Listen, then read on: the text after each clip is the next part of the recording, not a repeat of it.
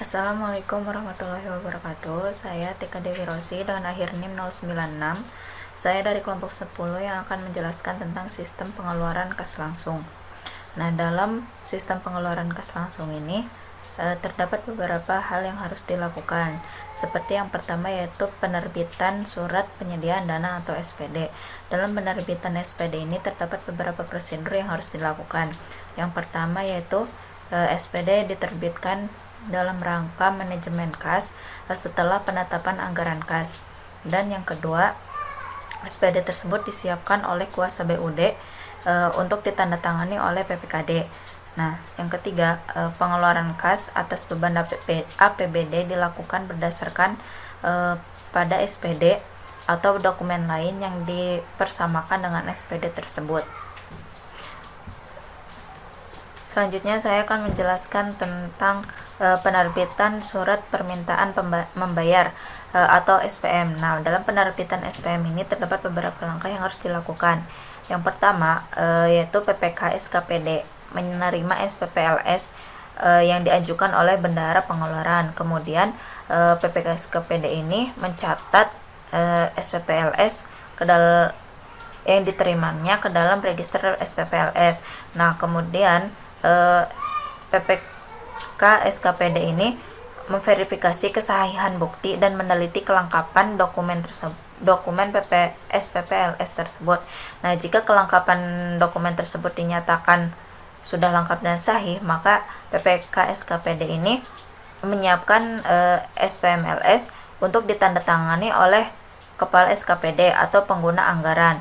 Namun, jika kelengkapan tersebut dinyatakan tidak lengkap dan tidak sahih, maka PPK SKPD ini menolak untuk menerbitkan SPMLS dan kemudian dikembalikan SPPLS tersebut kepada Bendahara Pengeluaran. Nah, masa pengembalian ini yaitu 1 hari kerja terhitung sejak diterimanya pengajuan SPPLS yang bersangkutan.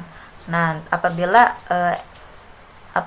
SPPLS tersebut dinyatakan sahih, maka PPK SKPD ini mencatat penerbitan SPMLS ke dalam register penerbitan SPMLS. Nah, untuk yang langkah terakhir yaitu PPK SKPD mencatat penolakan penerbitan SPMLS ke dalam register penolakan SPPLS.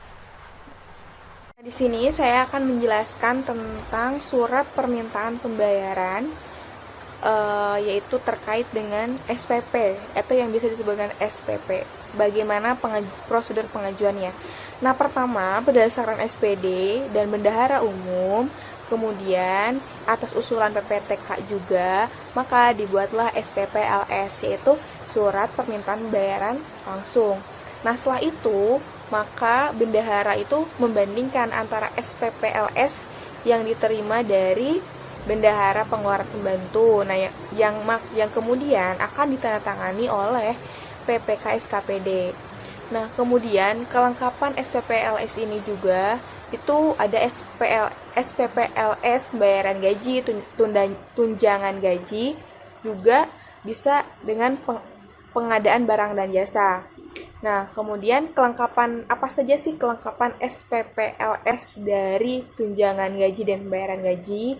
Nah, suratnya adalah surat pengantar, kemudian ringkasan SPPLS-nya, kemudian rinciannya SPPLS-nya, dan beberapa lampiran. Salah satu diantaranya adalah pembayaran gaji induk, misal kemudian tunjangan gaji susulan, gaji terusan, dan lain-lain.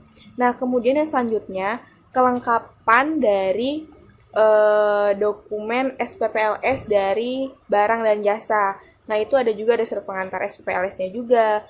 Kemudian ada lampiran SPPLS-nya juga, salinan SPD-nya, salinan surat-suratnya, surat rekomendasinya, dan juga SPP terkait dengan faktur pajak yang sudah ditangani oleh wajib pajak. Nah, kemudian ada kelengkapan dokumen SPPLS belanja pengeluaran PPKD. Nah, di mana itu terdiri dari surat pengantar. Kemudian ada rinciannya, ada lampiran SPPLS-nya gitu. Mungkin selanjutnya akan disampaikan oleh teman saya.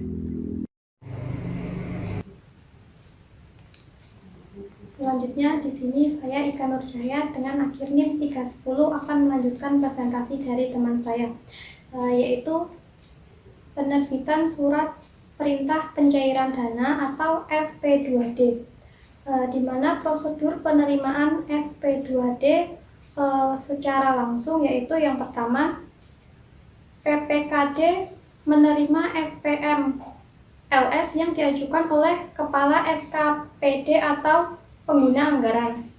Yang kedua, PPKD mencatat SPM LS yang diterima ke dalam register SPM LS.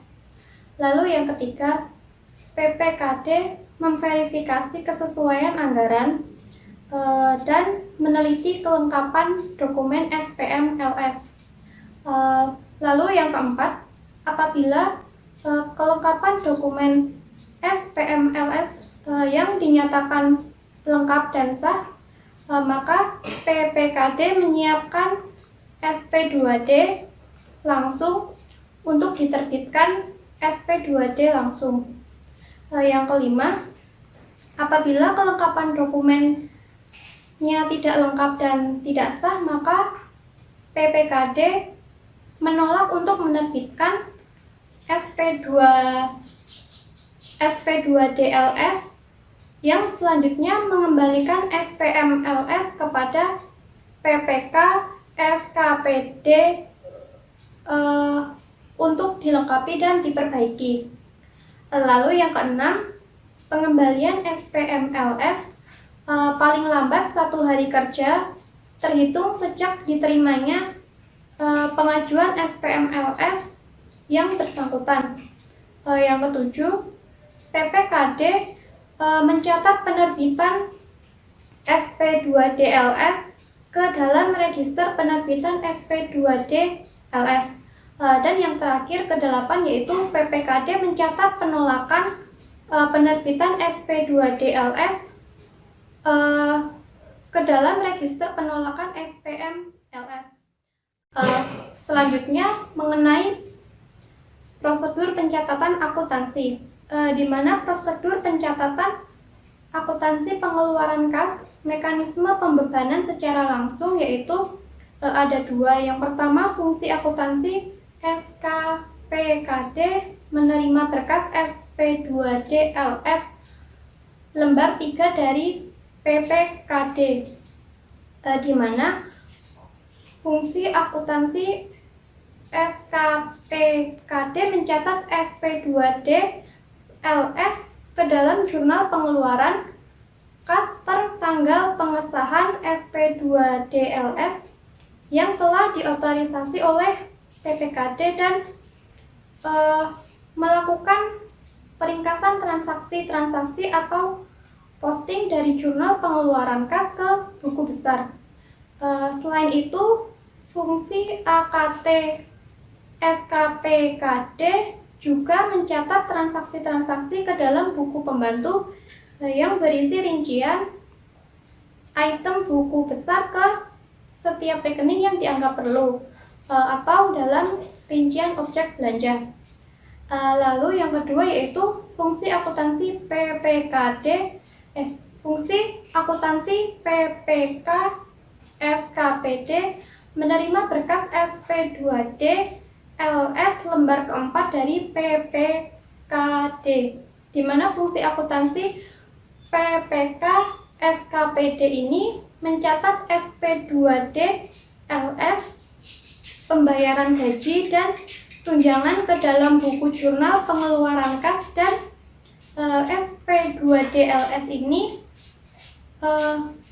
pengadaan barang dan jasa ke dalam buku jurnal umum per tanggal pengesahan SP2DLS yang telah diotorisasi oleh PPKD dan melakukan peringkasan transaksi-transaksi atau posting jurnal pengeluaran kas ke jurnal pengeluaran kas ke dalam jurnal pengeluaran kas dan jurnal umum ke buku besar. Sama seperti fungsi yang pertama tadi, fungsi yang kedua ini juga mencatat transaksi ke dalam buku pembantu yang berisi rincian item ke setiap rekening yang mana perlu yang dianggap perlu atau dalam rincian objek biaya. Terima kasih, sekian presentasi dari kelompok kami. Kurang dan lebihnya kami mohon maaf. Wassalamualaikum